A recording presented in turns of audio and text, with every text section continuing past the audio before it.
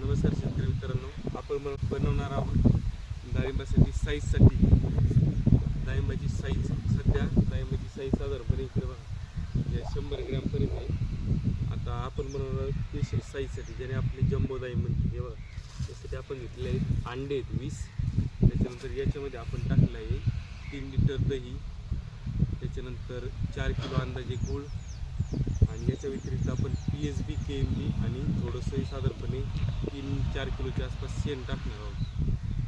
तर हे 2 दिवस आम्ही गूळ आणि दही भिजून दिलेलं आहे, चांगलं फर्मंट झालेलं आहे.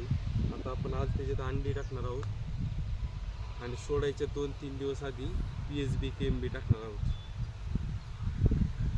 याच्यानंतर आहे ना, चांगले डाळिंबाची साईज होऊन चांगली होती व डाळिंबाला एकदम चाककी चॅनलला सबस्क्राईब करा, व्हिडिओ लाईक करा, इतर शेतकऱ्यांची शेअर करा.